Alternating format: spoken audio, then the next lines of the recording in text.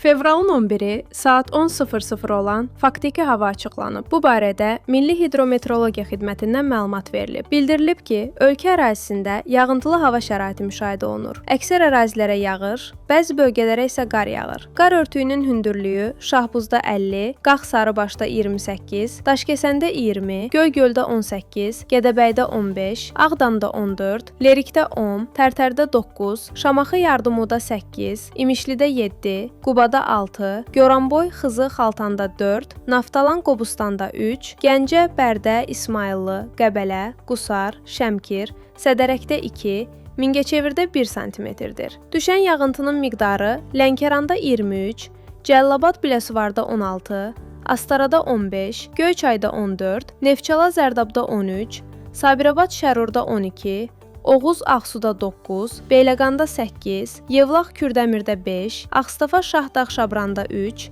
Naxçıvanda 2, Şəki, Zaqatala, Ceyrançöl, Tovuz, Ordubad, Balakən, eyni zamanda Bakıda və Abşeron yarımadasında 1 mm-dir. Göygöl, Tərtər, Yevlax, Göyçay, Şamaxı, Quba, Qusar, Qırız, Qax-Sarıbaşda, Şəki, Oğuz, Balakən, Şəmkir, Daşkəsən, Şərurda duman müşahidə olunur. Görünüş məsafəsi 500 metrədək məhdudlaşır. Ölkə ərazisində müşahidə olunan yağıntının 11-i axşamdan tədricən kəsiləcəyi, 12-si 13-ündə havanın mülayimləşəcəyi, əksər rayonlarda əsasən yağmursuz keçəcəyi, temperaturun yüksələcəyi gözlənilir.